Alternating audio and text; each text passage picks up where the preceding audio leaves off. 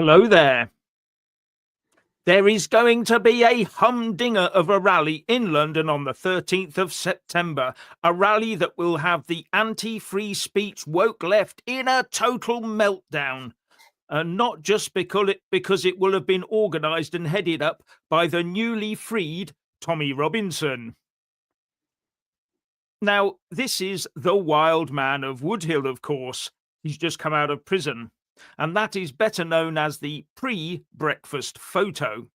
And it's rumoured that the ghost of his hair and beard still stalk the corridors of Woodhill to this day.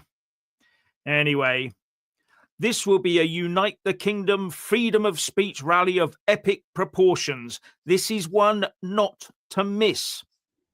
So all I will say is get that room booked, get your transport sorted before the prices skyrocket, and be there and watch the wailing woke blubber amongst themselves. Stand or surrender. What say you, Richard? Yes, the 13th of September in London. Be there. Because it will be a joyous coming together of people. But it's not just some day out. You have to remember that. Oh no, this is a reckoning. And this will be a global rally and festival of free speech. Look, free speech in this country is being strangled by Keir Starmer, piece by piece. And Starmer's at the very heart of all this. He really is. The same man who flew to Washington and bragged about Britain's so-called proud tradition of free speech and expression, was back home. People are being arrested for praying in silence. Protesters manhandled off the streets, opinions policed, and lives utterly destroyed. But Starmer's, I should say, under Starmer's watch as head of CPS, Jimmy Savile walked around freely. And people voted for this man to be Prime Minister. That's the bit I can't get. And let's not forget, Peter Lynch is dead. And he is not a footnote. His death was not some mistake by the system. It was a direct result of Starmer's clampdown. And of course, there is Lucy Connolly, a grieving mother, jailed for a tweet. That's where we are at now in Britain. Say the wrong thing, and the state comes for you. Starmer's own Attorney General now likens people who want to leave the ECHR, the European Court of Human Rights, he likens them to Nazis. That's Britain today. You question foreign judges ruling over this country, and they call you a fascist. Welcome to Britain. Tommy is leading this because he's taken every knock and every punch that the establishment can throw at him, and yet he's still standing. So please, everyone, 13th of September, put that in your diary, because it's London. That's where we've got to meet. Everyone's got to be. Hopefully, I'm going to be there this time myself, and I'm not going to be in the background working for Jeff. We'll see if I can get there myself.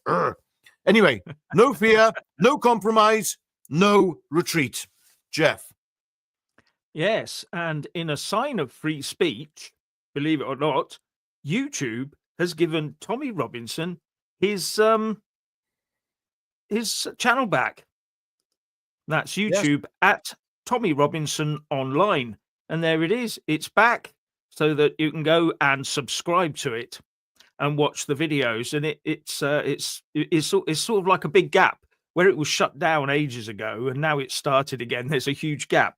Oh, and I did see a thing on Tommy Robinson's Twitter feed that he's actually catching up on all the videos he's missed of all the events that took place while he was inside. And he's trying to catch up with everything. And he says it's really good to see all that sort of sign. But it's an absolutely fantastic sign for free speech going forwards that YouTube has actually done this, because it used to be just like the rest, absolutely woke, say anything bad about certain things and you're gone. And I think this may be a message to the UK woke left of what to expect as the US Secretary of State, Marco Rubio, plans to extend freedom of speech across the Western world once more. And all those plans are taking shape. So it's really great to see that. So, it might help other people who, sort of go close to the line and they don't get cancelled now. I'm hoping that's where we're going, because the left have had it their way for far too long. Yes. No, totally. I got caught a little bit off guard because I hadn't heard about this new ruling in America. last night when we were doing the live stream with Richard Inman. And Yeah. this is going to be a bit more bad news. Like, no, it turns out it's not. It's the complete opposite. That they are standing up now for free speech in America. And I think that that's going to affect things here. Because right now it's like we've been like many other channels, we've had shadow banning, we've been strangled by the system, by the algorithm, I should say. We faced all of that over the past few years. Now, hopefully, that'll be something that's not going to be exactly something that the state wants to do, or bad actors for the state, I should say, wants to do any longer. Because, I mean, this is strangling free speech. Where's this going to go? How do they think this is all going to end? But yes, let's be positive now, because what we've got coming up in London is something fantastic. And I'm very, very excited about it. Because reading between the lines, if I can work out some of the people who might be speaking there by reading between the lines. Big secret, Richard. Big secret. Yeah, well, apparently so, but I don't know. But from what I can gather, there's going to be some big names going to be there. Yeah. And reading between the lines, I think you want to be there. Trust me, it's going to be big. This is going to be fantastic. It's going to be it's almost like a festival as well. A festival of bringing together of people who are passionate about their country, about Western civilization, about what it means to be British, and but it's a global thing as well. It's about being passionate about free speech, and that is what the foundation of the Western society is. We exported free speech across the globe, and now all of a sudden we find ourselves with no free speech ourselves here in the UK.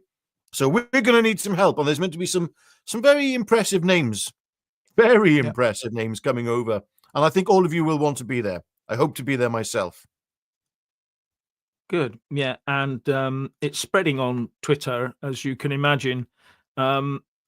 So we now have people talking about it, and Tommy's saying something huge is happening. Make history with us on September the 13th. And people are now sharing videos again of the past events just to show how big they were and how big this one that's coming up is going to be. This is going to backfire on the establishment, in no uncertain terms.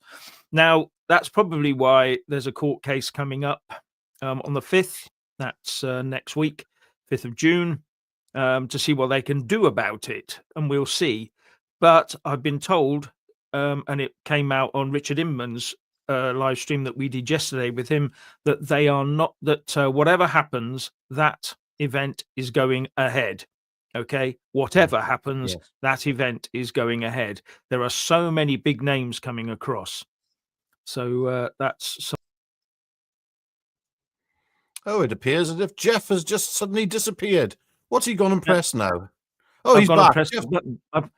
I pressed a remove button to remove that, and I removed myself. Now that's called technology. Indeed. Okay. Yes. Yeah, but sorry, just reading the comments here. Lucy Connolly should be here. Set her free. Absolutely. Yeah. Oh, what's gone wrong with Britain? Honestly, we need this so badly. This freedom of speech rally. We really do. Because it's just so dire in this country and across Western civilization. Only America has got a bit of hope at the moment. In terms of a president, but a president who's actually sticking up for his people. Anyway, here's what Tommy said during his speech. You may have missed this, so I'm just going to play this to you. It's only a short clip. See if you can not delete yourself this time. Turkish barbers. Don't believe you read about them. Turkish barbers.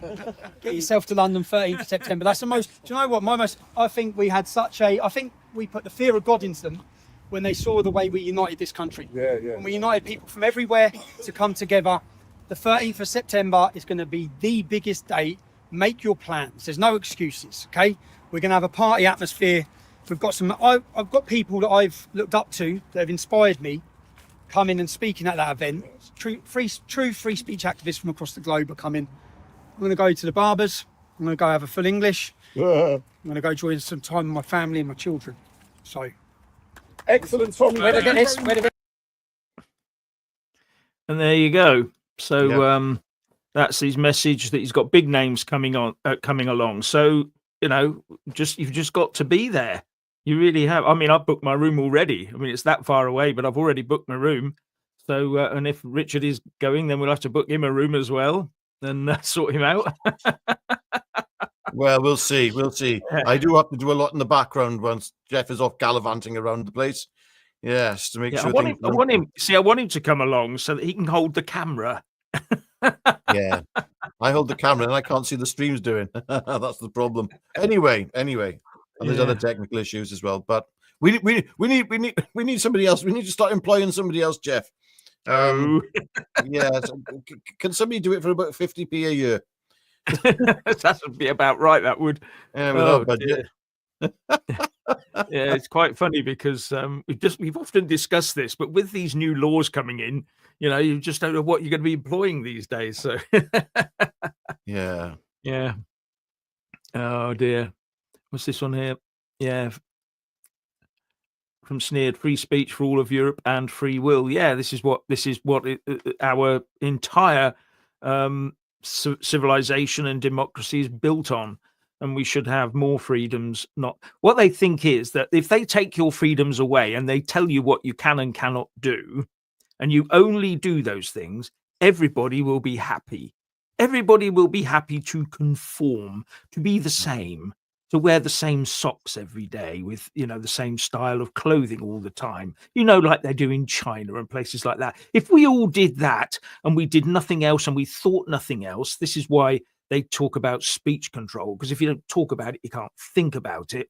Bring you into your little narrow life where you can be controlled and you will just shut up, work, and then die. And that's basically what they want. They don't want anybody being imaginative or having a free life or being able just to say, get up in the morning and say, oh, I'm going to go off and get on a flight and go to Timbuktu or something. They don't want that. That shows freedom. It shows initiative. Initiative is bad for the woke left. They hate initiative. And that's why we should be fighting for it. Anyway, that's just my view. No, absolutely. It's without freedom of speech, what do we become? I mean, what do we become? We become just like all the different countries in the Soviet Union. Going back to the 1980s and 1970s, 60s. Oh my goodness, those were terrible times for people. The problem is we have a generation that's probably getting a very rude awakening right now, because they romanticized what it would look like to have a Labour government, to live under the left, and now they're seeing it. Now they've got it rubbed in their faces.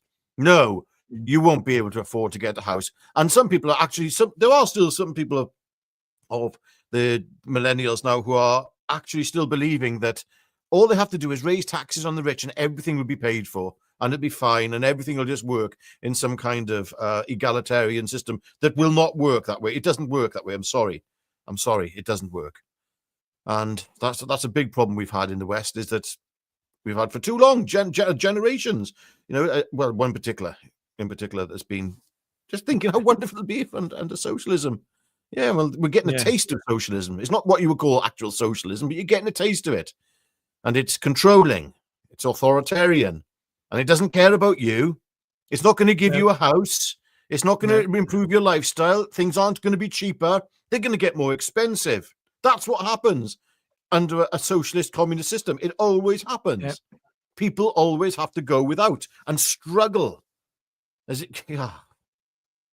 Don't get me started. It's quite funny because a lot of people sort of talk about the rich, the wealthy, the super wealthy, as if they've got a big safe in the down in the basement that's full of £10 billion just sat there, not being spent. Whoa!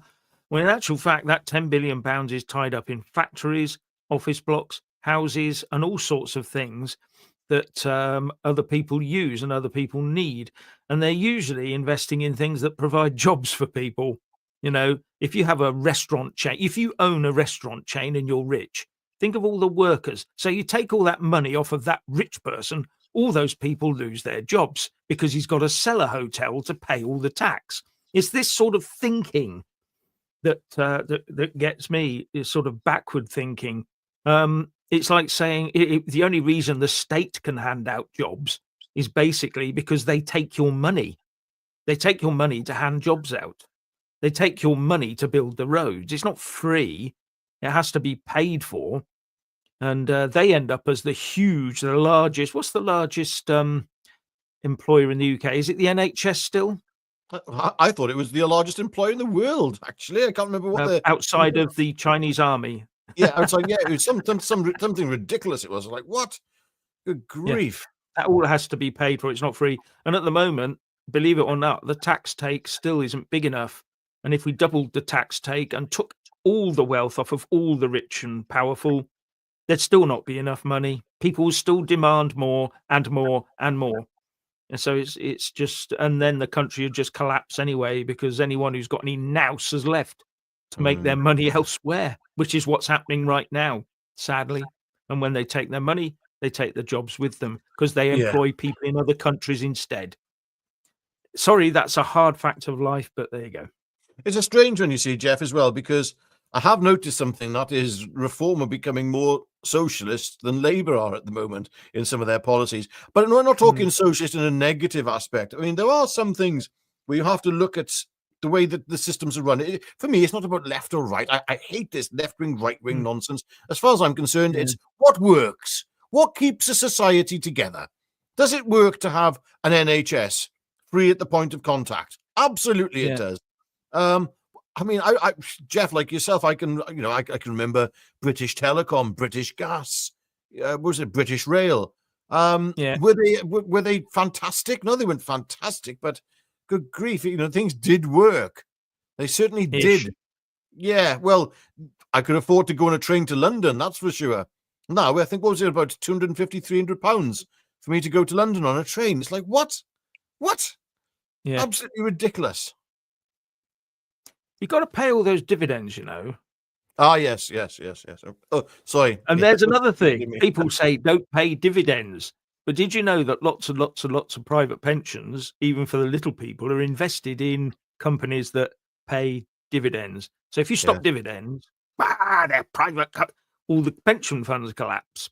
Yes. It's stuff like this that people don't think about. Yeah. I'm sure Angela Rayner, if she could, she'd be pulling every penny she could out of every pensioner's purse, and but staying on track here, Jeff, I think we've covered this one, because but at the end of the day, ladies and gentlemen, let's do this. Let's effing do this. Come on. Let's get Britain united. Let's get free speech back on the agenda. Let's get it absolutely to the forefront. I mean, it is on the agenda, for a lot of us, but let's get this festival together. Come together as a people, say, no, Starmer, you can't do what you did last summer. You can't do it anymore. It's over. You can't restrict people's freedom of speech. You can't lock people up. As I said, Lucy Conley, for goodness sake, a grieving mother. It's acceptable, apparently, for the state to allow that to happen. And he was, Starmer, when he was this was mentioned in the House of Commons, he was like, oh, well, I think it's wonderful how, our judiciary is independent. And, honestly, there was no compassion for what had happened. If that's the way the state is, then I'm sorry, but justice and the law have gone two different routes, two different paths. They're two separate things now, the law and justice. That's it. That's how we have to look at it. Well, so please, we need people to come together. We need that. Yeah, it's the thing about law and justice. The whole point of the law was to bring justice. But now what's happened is that lawyers like Starmer and the rest of them are always going into the small print and all the rest of it and saying, we can get someone off because of this, and we can get someone special treatment because of that little clause here and there and everywhere. And a lot of this just defeats equity as far as I'm concerned. It just defeats justice. It doesn't actually bring it.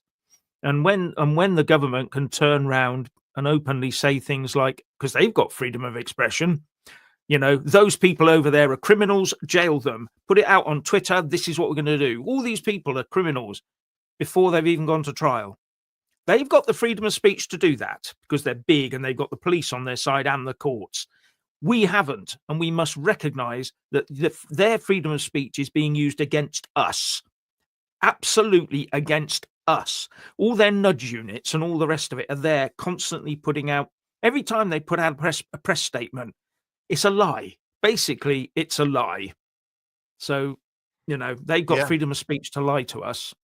Well, we need to have freedom of speech because, do you know what? It's events like this that this was mentioned last night with Richard Inman.